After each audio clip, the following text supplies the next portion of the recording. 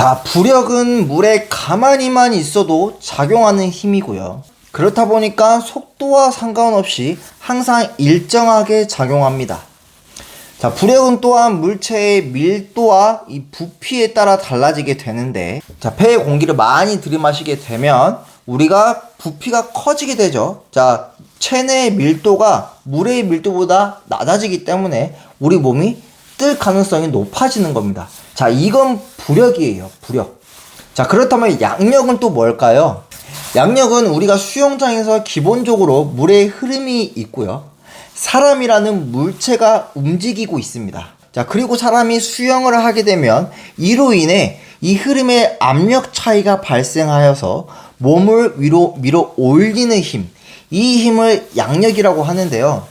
일반적으로 우리가 수영을 할 때 우리 몸의 위쪽의 압력이 낮게 되고 아래쪽의 압력이 높아지면서 양력이라는 힘이 발생하는 겁니다.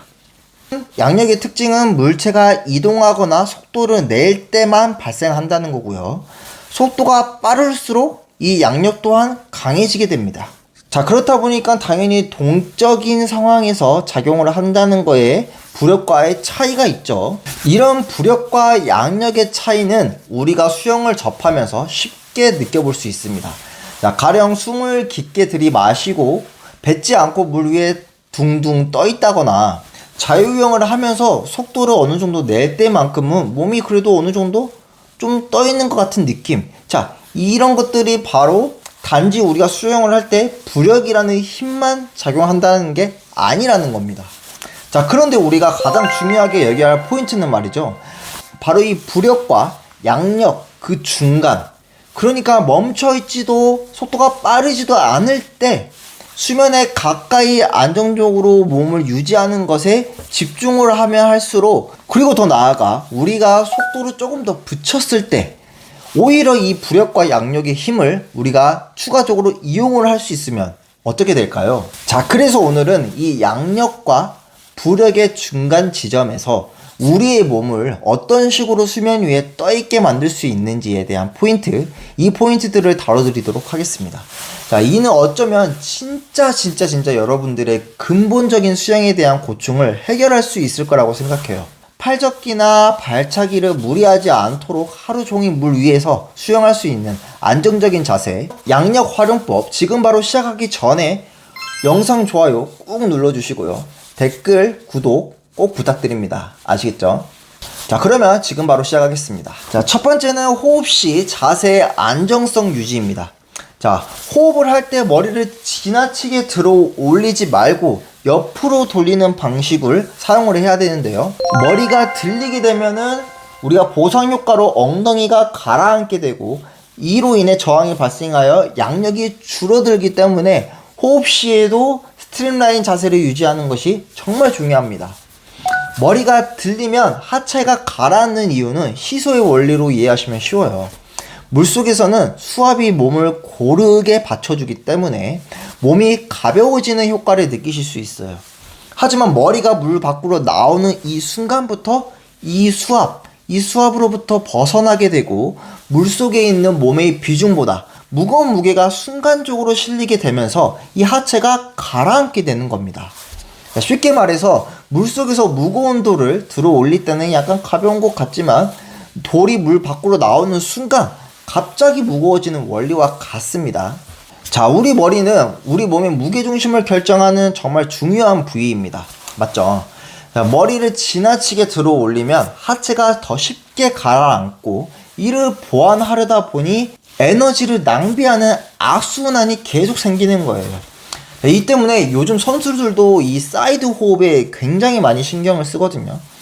최대한 효율적으로, 최대한 입만 살짝, 선수들의 속도는 정말 빠르기 때문에 이 호흡에 입의 절반만 나와도 호흡이 가능해지는 수준이 되거든요. 자, 이러한 차이가 아주 작은 차이처럼 보이지만 호흡 동작을 최소화하면 효율이 극대화되기 때문에 결국에는 이도 무시할 수 없는 수준이에요. 호흡할 때 꿀팁이 좀 있다면은 뭐냐면, 왼손은 우리가 앞으로 호흡할 때 그냥 호흡을 하시는 게 아니라 왼손을 갖다가 쭉 밀어주시는 거예요.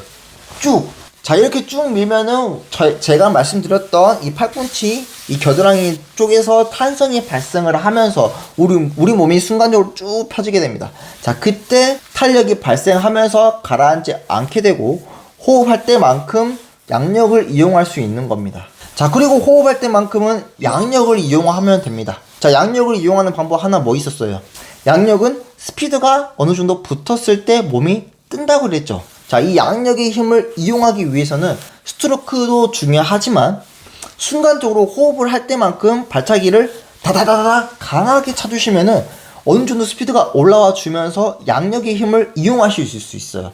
그렇다 보니까 호흡을 좀 더 안정적으로 가져갈 수 있는 그러한 선순환을 만들 수 있는 거죠. 자, 초급자분들께서는 이 꿀팁을 이용하시면서 호흡 시 머리를 지나치게 들어 올리지 마시고 최소한의 움직임으로 호흡할 때 앞팔을 뻗어서 탄력을 유지하고 순간적으로 양력을 이용할 수 있도록 발차기를 마바바방 차면서 양력을 최대한 활용하면서 호흡을 해보시기 바랍니다.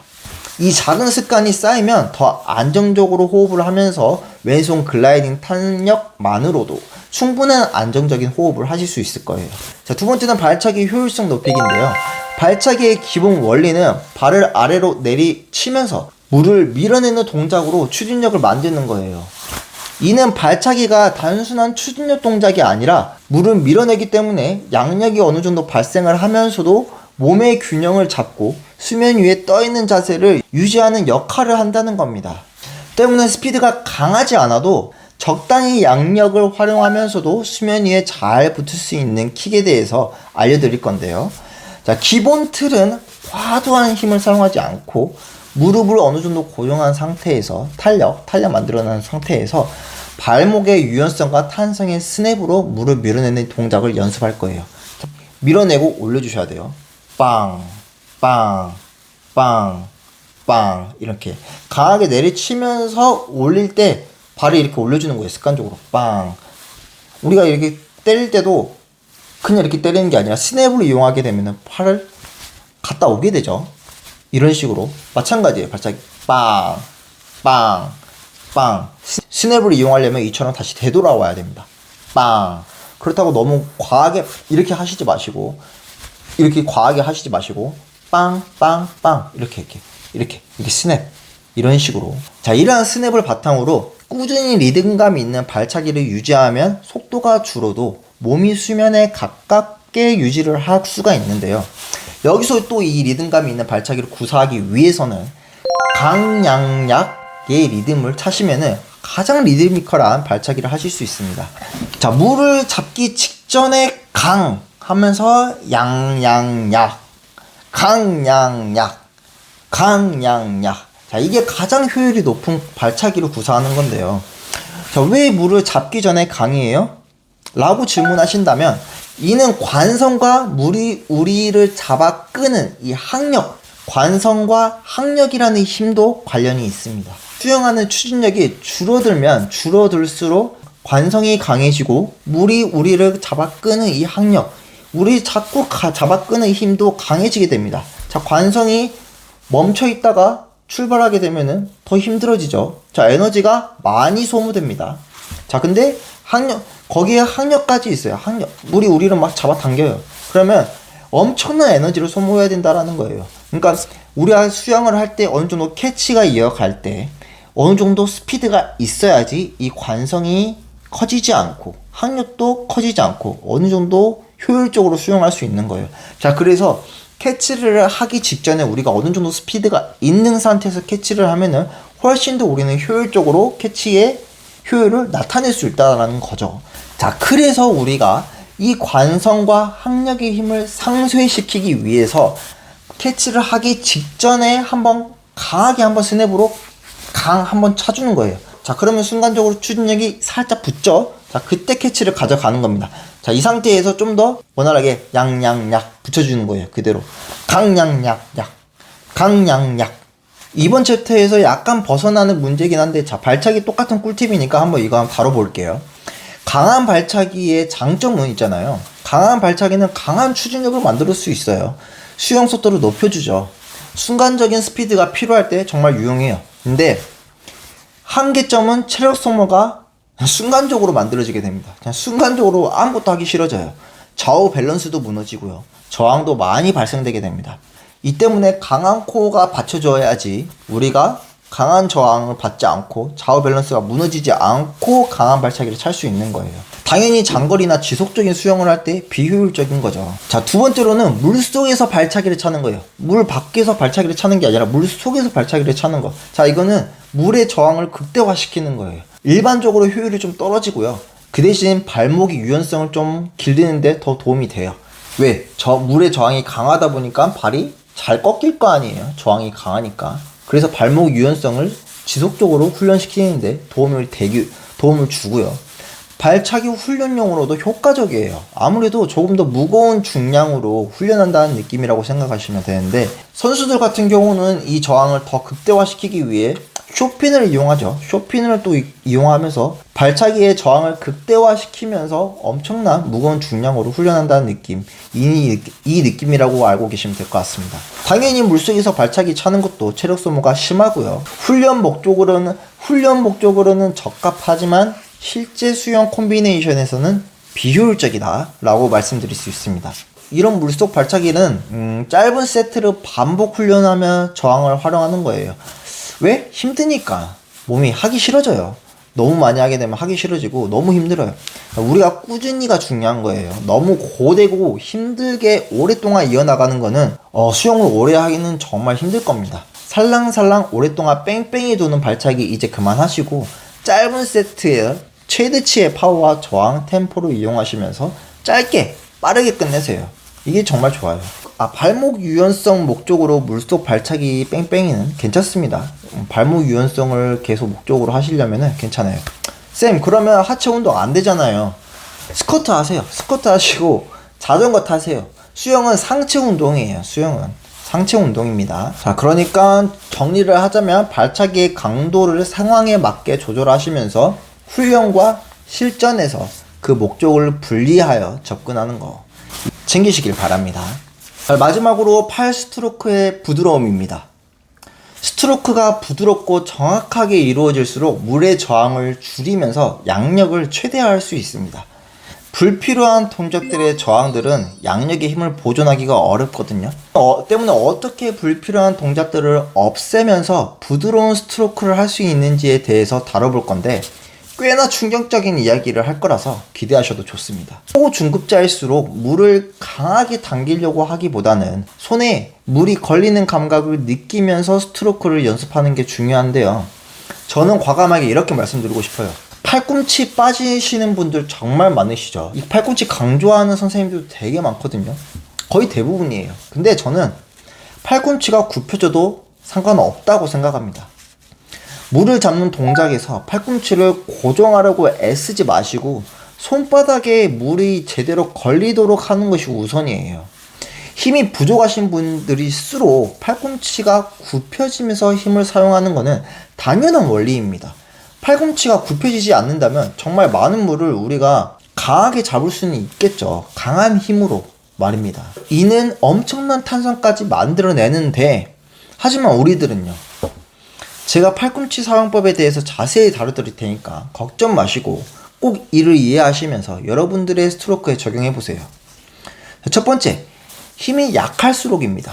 팔꿈치를 자유자재로 굽히면서 손바닥으로 물을 잡는 데 집중해보세요. 중요한 건 손바닥이에요. 손바닥이라 하면 이 손가락까지 포함인데요. 손가락도 약간 이렇게 벌려주시면서 잡아줘야지 이 사이에 수막이 생긴다고 하죠. 이 손바닥은 물이 초반에 걸리는 순간부터 임팩트 마무리 지점까지는 절대 물을 놓치지 말아야 돼요. 힘을 줄이시더라도 말이죠. 정 어려우시다면은 제가 가장 추천드리는 방법은 앞부분에 물을 버리는 거예요. 내가 물을 잡는 이 물의 중량을 훨씬 덜어내버리는 거예요. 자, 이거는 임팩트 부분이라도 손바닥에 꼭 걸리셔서 임팩트를 주셔야 여러분들이 정상적인 추진력을 강하게 뽑아낼 수 있는 거거든요. 어차피 추진력의 대부분은 임팩트 부분에서 많이 만들어지게 됩니다. 그래서 이는 근력을 덜 사용하면서도 물을 효과적으로 잡을 수 있는 방법이다 보니까 힘이 강하신 분들 중에서도 물 잡기가 잘 안 된다 이러신 분들도 앞부분에 물을 한번 버리시고 임팩트 구간에 한번 집중을 한번 해보세요. 이거는 아마 그런 분들의 물잡기 교정에 정말 도움이 될 거예요. 자, 반대로 힘이 강할수록 팔꿈치는 당연히 고정하면서 물을 잡는 게 좋아요. 왜냐면 이때는 템포도 어느 정도 동반돼야 되고요. 캐치 전반적으로 제가 강조했던 탄성을 만들어내는데 집중을 하셔야 됩니다. 왜? 팔꿈치가 고정하면 더 많은 물을 걸리면서 추진력이 상승하는 건 사실이니까요. 일반적으로 팔꿈치가 고정되면 많은 물이 이렇게 걸리고 추진력이 증가가 돼요. 더 빠르고 강한 스트로크를 구사할 수도 있죠. 근데 부상 위험이 커요. 많은 물을 잡으려다 보면은 반복적으로 어깨와 팔꿈치에 과도한 부하가 걸릴 수밖에 없어요. 특히 초중급자분들 관절이 준비되지 않는 상태에서 이 동작을 반복했을 때 부상 위험이 정말 큽니다. 결론은 팔꿈치 굽혀줘도 괜찮아요.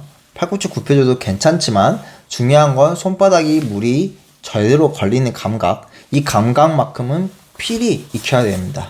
그리고 나서 우리가 어느 정도 1, 2년 뒤 좀 상급자 많이 올라왔을 때 그때 이제 팔꿈치도 고정해 보시면서 좀 물을 잡는 양을 조금씩 늘려 보시는 거예요. 자, 조금씩 올라가는 거예요. 한 번에 팍 올라가서 막 이렇게 하려고 하지 마시고 그럼 무조건 다치고 또 수영과 멀어질 수밖에 없어요. 꼭 자신의 능력에 맞게 조절하시면서 연습하시면서 여러분들의 부력과 이 양력을 이용하면서 우리가 수영을 좀 더 효율적으로 할 수 있는 단계적으로 수영 실력을 끌어올릴 수 있도록 한번 적용해 보시길 바랍니다. 다치지 마시고요. 이번 영상은 여기까지입니다. 시청해 주셔서 감사합니다.